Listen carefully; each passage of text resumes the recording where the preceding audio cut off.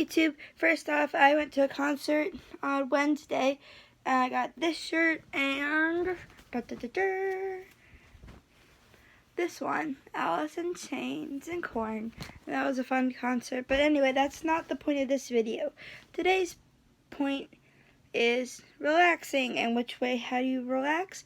For me, I play video games, but you know, sometimes there's a point where video games aren't so relaxing and you either just turn it off or you throw the controller across the room and you say a lot of explicits that you wouldn't want anybody else to hear, or maybe you do, and you just kind of become a totally different person. Well, a few times that's happened to me, and I will show you. The first game is Mario 64, particularly this level. In the first start, you complete the slide, but you're allowed to use the shortcut, so it makes it a lot easier. And the second time, you have to race this penguin, which seems easy enough. So then you go down the side, and he tries to like pass you and whatnot, which is cool. It's a race.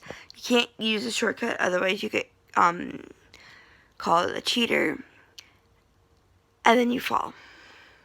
So then you try again. And he pushes you off the edge. And of course, he's not a cheater for doing that, but like, if you did that to him, he'd be like, what the heck, Mario? You cheated. I'm not going to bring you the star. So then you try again. This is how it happens to me. Every kid I know has beaten this like on the third try. And I've been playing this game since childhood, and I still haven't beat this penguin. It's kind of unfair. Because of that. That right there. I'm not really good at the turns, and I go off the edge. But then you have even less control that I found, so. And then you save yourself, you know, like, and then you're so proud of yourself when you do that. And you save yourself. It's like, cool, I'm still on the slide. And the penguin passes you. So it's all good. You pass the penguin. And look at that, you completed the race. It's amazing. You're so proud of yourself. You did it. You're like, I'm going to get my star. You talk to the penguin. And he's like, I didn't know you were a cheater, but I can't give you the star. Penguin, you're a whore. Next game is from Search for Reptar. It's Rugrats. And in this particular level frustrates me only because Chucky has a really big head. And the controls are whack. So like in this game, it's raining. And it's a bunch of mini games that you complete, and this one, Angelica has taken Chucky's glasses, and you're basically playing hide and go seek with all the other babies. Because you're a baby, you can't really move. But the thing is, like, see where that Reptar is? How it's like behind its in spots? The babies can be hiding in any of these. But another thing that kind of annoyed me is that Chucky talks like the entire time that you're playing. Like, he's never silent. He's like, Phil, is that you? And then he cries a little bit and he whines. And sometimes they're here. Like, they'll be in really tight spots. But it's not just the finding. The finding them is kind of like, that's fine. It's you have to tag them and race back to the playpen. And you see how slow Chucky walks? It's actually faster if you hop up the steps, because you just kind of waddle. I mean, I guess it works because you're supposed to be a kid who can't see. I hate when they hide behind the chair, because it's like, it's impossible to get out. Sometimes they'll hide on that side of the bed. It's like, how the heck am I supposed to get there? Is that you, Lil?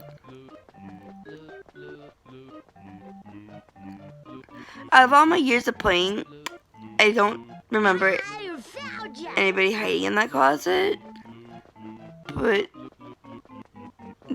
they do. Like, it's usually Tommy. And like you have to hop down the steps On your to beat markers, them. get wet, go. My frustrations with this game is I'd always get stuck under the table because Chucky has a big head. And then they have like a hooray, like you beat him. And then you have to go find the next baby. And when you find all the babies, Tommy and Phil and Lil, then he goes, well, I guess I have to go find Angelica. And at that point, Angelica comes in wearing Chucky's glasses, saying, I don't feel good, and throws up like right in front of Uncle Stu. Without my glasses, everything's worse than usual. Why can't I just find my glasses? Maybe we should find a nice game to play inside. That was easy. Aw, nuts.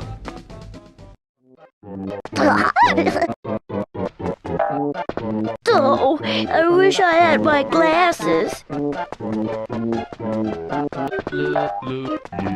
took you so long?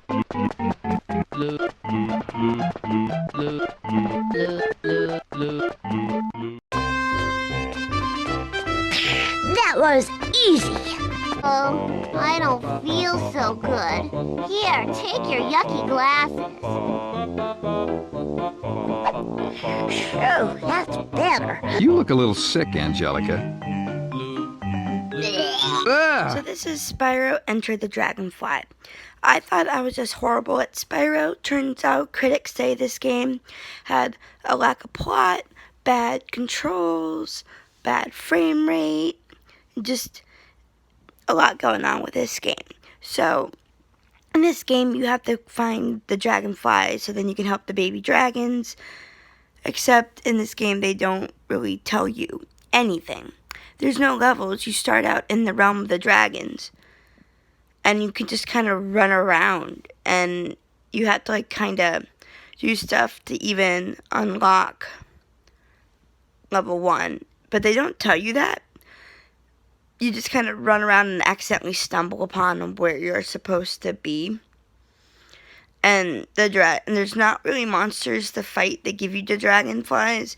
They're just kind of like under rocks and whatnot. And if you help people, you get them. So there's not really anything much of a plot. And it was really frustrating as a kid because all you're told is go collect dragonflies. And then you get to a level and there's like no objective, like that little shiny thingy is, I think, one of the levels. I don't remember correctly. But the only cool thing about this game that I really liked is that Spyro had ice breath, the bubble breath, and the bubble breath was used to collect the dragonflies. And of course he had his fire breath, and he had ice. And then there was a move that he can use to block attacks. But in this game you only start off with the fire breath. You have to go find the bubble magic to have the bubble breath, but that one you kind of easily just stumble upon again.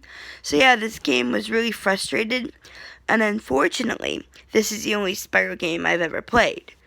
And it was for the GameCube and the PlayStation, and I guess Xbox knew it was going to be a flop because Microsoft canceled the Xbox and production of the game, and that's one of the dragonflies that you just randomly find. So Pac-Man World 2, basically any of the forest levels were frustrating. One, because they're kind of dark, and it's somewhat hard to see, and there's saws that you jump over, and you have to jump on trampolines, and sometimes there's logs with poisonous gas. But I think one of the most frustrating things about this game is one, there's not like really enough room for you to jump without almost dying anyways, or running into the things, but where they put the fruit, like sometimes they'll put the fruit over the edge and you have to jump out and jump back to get it, or you die. And then there's also like buttons that you get to hit that either give you like a metal thing so then the poisonous gas doesn't hurt you, or like a green button that gives you more fruit and lets you fly around to a checkpoint usually. Sometimes you have to backtrack of where you hit the button, so like you'll see it and then you have to go down and hit another button. Another frustrating thing with those trampolines is sometimes you can't see, so you just kind of jump and you hope that you're actually hitting something and you're gonna land and you're not just plummeting into the darkness. There's one point where you have to use those trampolines to jump over trees and land to the next one, and that's kind of frustrating as well. So in this game, Donkey Kong Country, this is the first one. I found it frustrating because I had a hard time playing with the controls because it was on Super Nintendo. And also I couldn't see very well. And it wasn't mine, it was my friend's. So I could only play this game when I was at her house. So I'd never got good at the controls. And if you get hit once, you die. But since I was at my friend's, we'd always play multiplayer.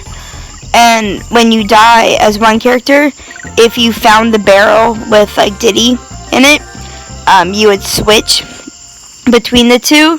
And as long as you kept finding the barrels, you had lives, you wouldn't get a game over. So that was kind of cool that we kept switching. Obviously, she was a lot better at this game than I was because it was actually hers. Like, see that vulture? That would have killed me because I wouldn't have jumped on top of it. It would have ran into me. But another cool thing about this game was, like, if you found all of the animal pieces, there's like 3 of each animal. There was a fish, an ostrich, and a rhino. I think there was only 3. I don't really remember. But if you found all 3, then your character turned into that animal. And like right here, he found 3 fish. So you would turn into a fish, and you got to swim around and collect fish. And somewhere around here, there's like a big one, a really big one. I don't remember how much they're worth. But every, I can't remember the exact number, but the ones you collect get turned into lives, so you want to collect as much as you can. And I remember with the rhino, I would typically run over the edge. With the fish and the ostrich, I don't think you can die while playing with that, but the rhino, you can unfortunately run off the edge or through the exit and before the time's up, and that's unfortunate if that should happen to you, because you can't collect anymore, because once it's up, it's done, and you have to, and I don't think there's any more in the game, once, like in the level. If you find all 3, then it's done, but you can find multiple animals in the level. But this wasn't the only level of this game that was frustrating to me. I want to say it was like the very first few levels, maybe level 2. It's raining, and it's very hard to see, and it's slippery, so any jumping and climbing and rope swinging I would miss. And I hate those barrels, because sometimes you jump into a barrel to get shot into another barrel, and if it's not aimed exactly the same way, you could be being shot to your doom. Also, those letters that spell Kong, sometimes they seem impossible to get, where it's almost like a suicide mission to go out of your way to go get them, because they're in the spot where it's like you could easily die. And sometimes you get 3 and not all 4 letters, and it's like, oh, okay. But yeah, here's the ostrich, and there's a 3rd one, so I'll let you see the ostrich. And then you just kind of run around as a bird, and again, there's a big one that gets you a lot, and they get turned into lives, which I desperately needed in this game, because I felt like I was dying every frame. And of course, I would never make it to the checkpoint, so I had to do the same, like, 3 minutes of the game over and over and over again, and that's lovely. So yeah, that's Donkey Kong Country. Well, I hope you liked my video. You know what to do: subscribe, like, comment, whatever. And yes, I'm in a different location. I'm outside, but this isn't my house. I went to the beach. It's not even the same day as when I started this video, but I did laundry just for consistency. So, Peace out, YouTube.